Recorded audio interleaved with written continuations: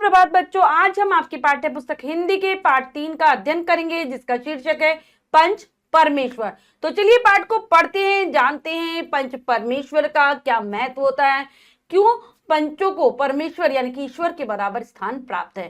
पाठ को पढ़ते हैं, जानते हैं इस बात को विस्तार पूर्वक। पाठ को शुरू करते हैं। पाठ 3 पंच परमेश्वर। प्रस्तुत कहानी में लेखक ने बताया है कि पंचों की आवाज ईश्वर की आवाज होती है।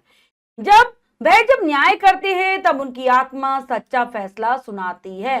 तो बच्चों, जो पंच होते हैं वो गांव में होते हैं, यानी कि फैसला करने के लिए पंच होते हैं। वहां पर किसी भी चीज का फैसला कराना हो तो सीधा बात पंचों के पास पहुंच जाती है। तो यहाँ पर बताया है कि जो पंच फैसला करते हैं तो उनका जो फैसला है वो ईश्वर के फैसले के समान माना जाता है। सभी लोग गांव के उसको मानते हैं और किस प्रकार से उनके अंदर उत्तरदायित्व की भावना आ जाती है, ये पाठ पढ़कर हम जानते हैं, पढ़ते हैं। किसी गांव में दो मित्र रहते थे, अलगू चौधरी और जुम्मन शेख।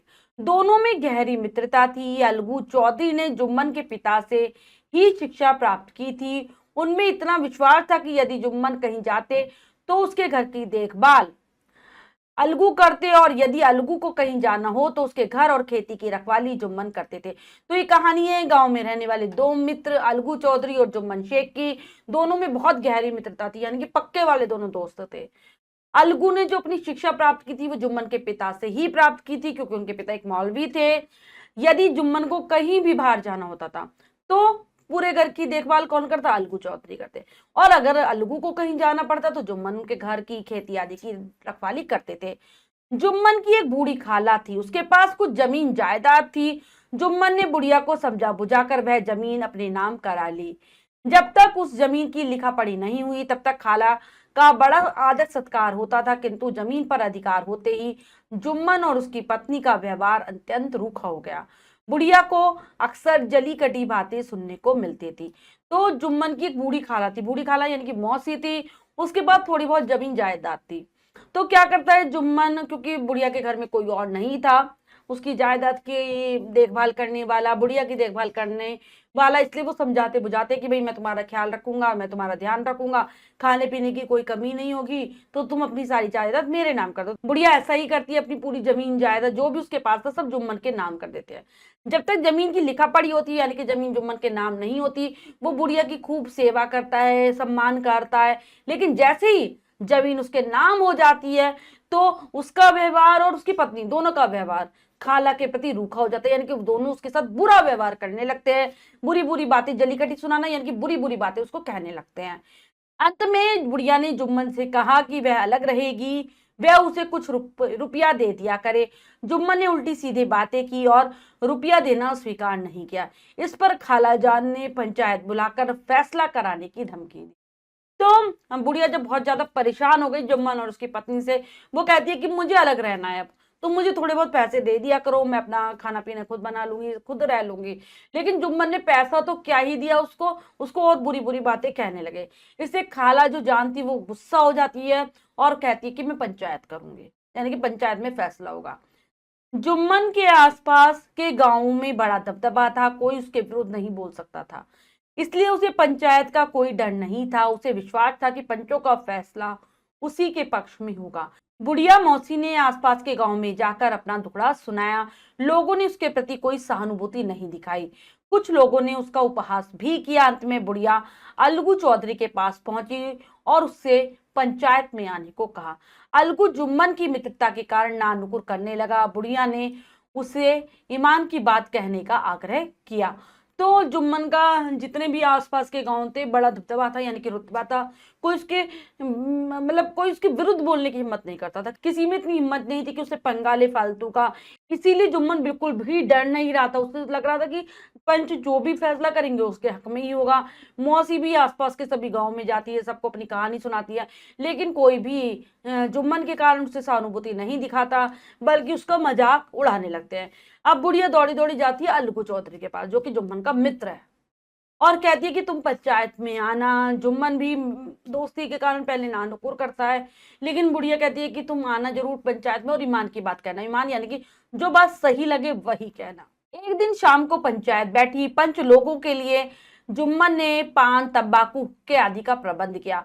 जुम्मन के अनेक विरोधी भी पंचायत में आए थे। जब पंच लोग बैठे तो बूढ़ी खाला ने अपनी समस्या सुनाई।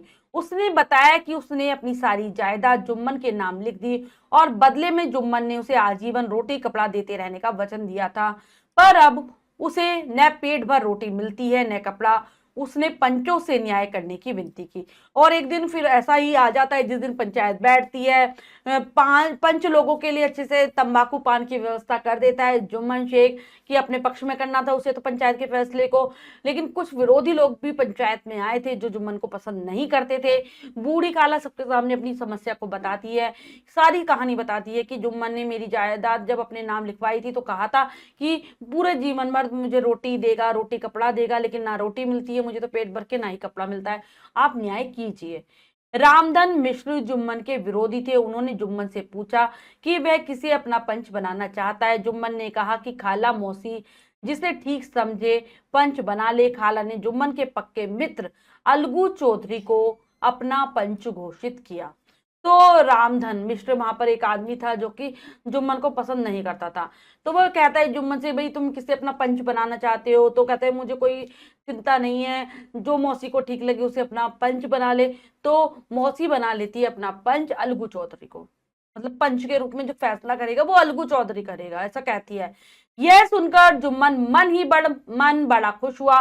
उसे विश्वास हो गया कि फैसला अब उसी के पक्ष में होगा। चौधरी ने कहा कि जुम्मन उसका गहरा मित्र है, इसलिए मौसी किसी और को पंच बना ले। बुढ़िया ने कहा कि दोस्ती के पीछे कोई ईमान नहीं बेचता। पंच के हृदय में परमेश्वर का वास होता है। पंचों का निर्णय खुदा का फैसला होता है। अब अलगू चौधरी को सरपंच बनना पड़ा। तो जुम्मन तो ये बात सुनकर बड़ा खुश हो गया कि भाई अब तो मेरे हक में ही फैसला होगा। लेकिन अलगू चौधरी बार बार मना कर रहा था। वो कहता कि जुम्मन तो मेरा दोस्त है, आप किसी को अपना और पंच चुन लो। लेकिन बूढ़ी काला नहीं मानती। यूं कहने लगती कि ईमान सबसे बड़ा होता है। उसके चक्कर में, दोस्ती के चक्कर में तुम अपने ईमान को मत छोड़ो, जो सही बात है वो करो। पंच के हृदय में भगवान का निवास होता है और जो पंच निर्णय करता है वो खुदा के निर्णय के बराबर होता है। और फिर जाकर अलगू चौधरी सरपंच बन जाते हैं। सरपंच चुने जाने पर अलगू चौधरी ने कहा कि उसके लिए बूढ़ी खाला और जुम्मन बराबर है, वह न्याय की बात करेगा। जुम्मन ने पंचों के सामने माना कि उसने खाला को मृत्यु पर्यंत रोटी कपड़ा देना स्वीकार किया था। वह खाला को मां के समान मानता है, मगर वह खाला को हर महीने खर्च के रुपए नहीं दे सकता। उसने यह भी कहा कि लिखा पढ़ी में भी खर्चे के बारे में कुछ नहीं कहा गया था। जब अलगू चौधरी सरपंच बन जाता है तो कहता है कि मेरी नजर में दोनों ही बराबर है, चाहे वो खाला हो चाहे जुम्मन शेख हो। मैं सही बात का फैसला करूंगा, सही निर्णय ही दूंगा। जुम्मन भी मान लेता है पंचों के सामने। जो अलगू बनाए वो तो सरपंच बनाए, मुख्य पंच बनाए, और उसके अलावा भी 4 पंच और है। तो कहता है सबके सामने ही कहता है कि मैं मानता हूं कि मैंने माना था कि मैं रोटी कपड़ा दूंगा खाला को, जब तक उनकी मृत्यु नहीं होती तब तक दूंगा, और माँ के समान भी मानता हूँ, लेकिन मैं हर महीने उन्हें खर्चा नहीं दे सकता। और ये बात ना तो लिखा पढ़ी जब करवाई गई थी कागजों की, तो ऐसी कोई बात उसमें ना कही गई थी। जुम्मन की बात सुनकर अलगू चौधरी ने जुम्मन से तरह तरह के प्रश्न किए। जुम्मन को अलगू के व्यवहार को देखकर आश्चर्य और क्रोध आ रहा था। अंत में अलगू चौधरी ने निर्णय सुनाया कि पंचों की राय में खाला को मासिक खर्च मिलना ही चाहिए। तो जुम्मन से अलग अलग तरीके के सवाल पूछने लगता है पंच बनने के बाद अलगू चौधरी। तो जुम्मन को हैरानी भी हो रही थी, गुस्सा भी आ रहा था अपने दोस्त पर। फिर अंत में जो निर्णय सुनाता है अलगू चौधरी वह यह था कि हर महीने खर्च मिलना चाहिए खाला को। जुम्मन यह फैसला सुनकर चकित रह गया। उसे अलगू पर बहुत क्रोध आ रहा था। इसके बाद दोनों की मित्रता दिखावटी रह गई। जुम्मन अलगू से बदला लेने का अवसर ढूंढने लगा। तो हैरानी होने लगी जुम्मन को कि कैसा फैसला सुना दिया, और उसे गुस्सा भी बहुत आया। फिर दोनों की मित्रता दिखावटी रह गई, ऊपरी ऊपरी रह गई, और जुम्मन सोचने लगा मुझे अलगू चौधरी से बदला लेना है। अलगू चौधरी के पास 2 बड़े अच्छे बैल थे। वह उन्हें बटेसर के मेले से लाया था। संयोगवश पंचायत के 1 महीने बाद उसका एक बैल मर गया। जुम्मन कहने लगा कि यह मित्र के साथ धोखा करने का फल है। अलगू चौधरी भी कहते फिरे कि बैल को जुम्मन ने विष दे दिया है। दोनों की पत्नियों में खूब झगड़ा हुआ। अलगू ने दूसरे बैल को बेचने का विचार किया। अलगू चौधरी पर दो बड़े अच्छे बैल थे, उन्हें मैं मेले से खरीद कर लाया था, बटेसर के मेले से। एक महीने बाद ही, मतलब पंचायत के एक महीने बाद ही उसका एक बैल मर जाता है। जुम्मन कहता है कि तुमने मित्र को धोखा दिया था, उसके साथ चालाकी की थी इसलिए हुआ। और अलगू अलग ही कह रहा होता है, वो कहता है कि मेरे बैल को विष दे दिया है जुम्मन ने। दोनों की पत्नियां भी आपस में खूब लड़ी। और फिर अलगू सोचता है कि अब दूसरे बैल का मैं अकेले क्या ही करूंगा, वो उसे बेचने के बारे में सोचने लगता है। उसी गांव में समझू साहू नाम का एक व्यापारी रहता था। वह मंडी से सामान लाकर गांव में बेचता था। उसने बैल खरीद लिया और एक महीने में मूल्य चुकाने का वचन दिया। समझू साहू बहुत लालची व्यक्ति था। उसने मंडी के चार चार चक्कर लगाने आरंभ कर दिए। बैल के चारी पानी पर भी वह ध्यान नहीं देता था। धीरे धीरे बैल दुर्बल होता गया। तो गांव में एक समझू साहू था जो कि व्यापारी का काम करता था, यानी कि मंडी से सामान लाता और गांव में बेचता। बहुत ही लालची था। वह बैल को खरीद लेता है, कहता है कि एक महीने में तुम्हारा पैसा चुका दूंगा। और फिर अब वो बैल से चार चार चक्कर लगाने लगता है मंडी के। उसके खाने पीने का भी ध्यान नहीं रखता, यानी कि चारे पानी की व्यवस्था नहीं करता, जिसके कारण धीरे धीरे बैल कमजोर हो जाता है। एक दिन उसने दुगना माल लादा और बैल पर चाबुक बरसाता चला। बैल बेचारा रास्ते में ही गिर गया और मर गया। उस इस पर साहू और उसकी पत्नी उल्टे अलगू को ही बुरा भला कहने लगे। तो एक दिन क्या करता है कि बहुत सारा माल तो वो बैलगाड़ी पर लाद लेता है, बैल को चला रहा होता है, चाबुक मार मार के बेचारा बैल गिर जाता है और फिर कभी उठ ही नहीं पाता, यानी कि मर जाता है। तो ऐसे में भी वो गलती किसकी निकालता है? अलगू चौधरी की, क्योंकि उसने खराब बैल दे दिया। चौधरी जब भी पैसे मांगने जाता, वह उसे जलीकटी सुनाते और लड़ने को तैयार हो जाते। अंत में अलगू ने पंचायत बुलाई। अब की बार साहू ने जुम्मन को अपना पंच बनाया। चौधरी घबराने लगा, वह समझ गया कि जुम्मन उससे बदला लेगा। तो चौधरी जब भी पैसे मांगने जाता, अलगू चौधरी समझू साहू से कुछ ना कुछ उसको उल्टा सीधा बोलने लगते, समझू साहू और उसकी पत्नी। अलगू चौधरी उन दोनों से इतना ज्यादा परेशान हो गया था कि वह पंचायत बुलाने का फैसला करता है। और समझू साहू जो अपना पंच चुनते हैं, वो चुनते जुम्मन शेख को। तो इस बात से अलगू बहुत घबराने लगता है कि अरे जुम्मन को पंच बनाया गया है, अब तो ये मुझसे बदला ले लेगा। जुम्मन जब सरपंच के आसन पर बैठा तो उसे अपने उत्तरदायित्व का ज्ञान हुआ। वह अलगू से अपने बैर भाव को भूल गया। पंचों ने दोनों पक्षों की बातें सुनी। अंत में जुम्मन ने फैसला सुनाया। अब जब जुम्मन बनता है सरपंच, तो उसके अंदर भी जिम्मेदारी का भाव आ जाता है, उत्तरदायित्व की भावना जाग उठती है। वो जान जाता है कि पंच के अंदर भगवान का निवास होता है और वह सारी दुश्मनी को भूल जाता है और दोनों पक्षों की बहुत अच्छे से बात सुनता है। और अंत में जुम्मन फैसला सुनाता है। वह क्या कहता है फैसला सुनाते हुए? उसने कहा कि समझू को बैल का पूरा मूल्य चुकाना चाहिए, क्योंकि बेचे जाते समय बैल को कोई बीमारी नहीं थी। समझू की निर्दयता के कारण ही बैल की मृत्यु हुई है। तो वो क्या फैसला सुनाते हैं कि समझू साहू को बैल का पूरा पैसा देना पड़ेगा, क्योंकि जब बैल को बेचा गया था उसको कोई बीमारी नहीं थी। बैल के साथ बहुत निर्दयता के साथ व्यवहार किया, समझू साहू ने क्रूरता का व्यवहार किया, जिसके कारण बैल मर गया।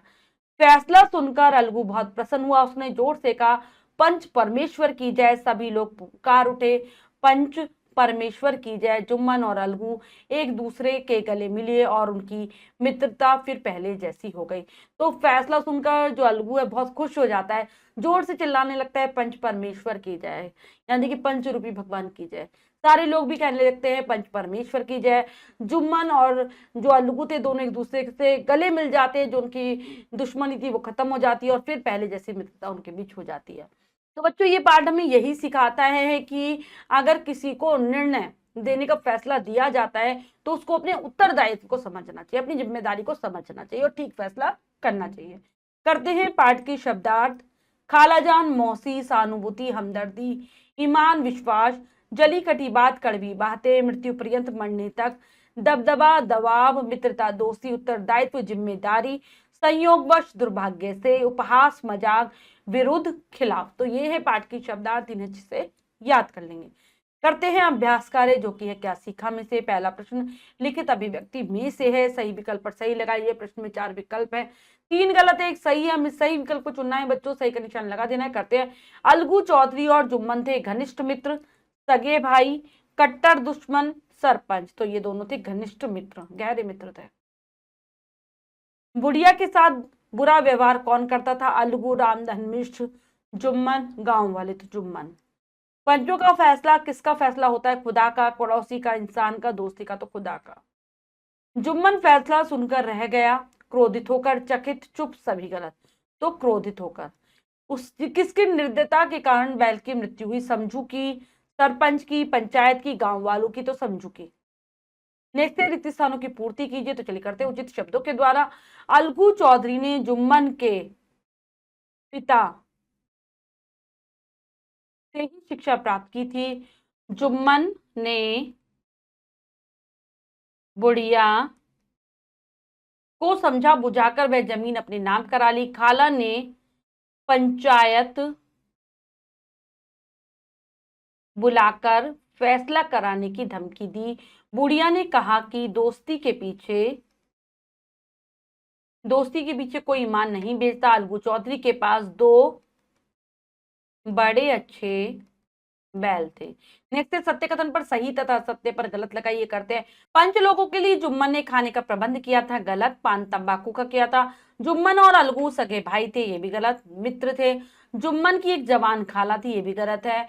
समझू साहू बहुत ईमानदार व्यक्ति था, ये भी गलत है। अलगू ने खाला के पक्ष में फैसला सुनाया, बिल्कुल सही। जुम्मन ने साहू के खिलाफ फैसला सुनाया, ये भी बिल्कुल सही। नेक्स्ट है सुमेल कीजिए। 2 कॉलम में और बार मिलान करना है। करते हैं। जुम्मन क्या आ जाएगा? शेख, अलगू चौधरी, समझू साहू, खालाजान मौसी और पंच परमेश्वर। बच्चों हमने पाठ को बहुत अच्छे से समझकर पढ़ा और अभ्यास कार्य किया। इसके अतिरिक्त जो भी कार्य है वो आप स्वयं करेंगे सुंदर अक्षरों में अपनी अभ्यास पुस्तिका में। बच्चों ये पाठ हमें सिखाता है कि अगर हमें कोई उत्तरदायित्व मिलता है तो हमें उसका सही से निर्वाह करना चाहिए, सही से उसके ऊपर कार्य करना चाहिए। आशा करती हूँ ये पाठ आपको बहुत अच्छे से समझ आ गया होगा। पाठ को फिर से जरूर पढ़ेंगे। मिलते हैं अगली कक्षा में नए पाठ के साथ। तब तक के लिए स्वस्थ रहिए, प्रसन्न रहिए। धन्यवाद।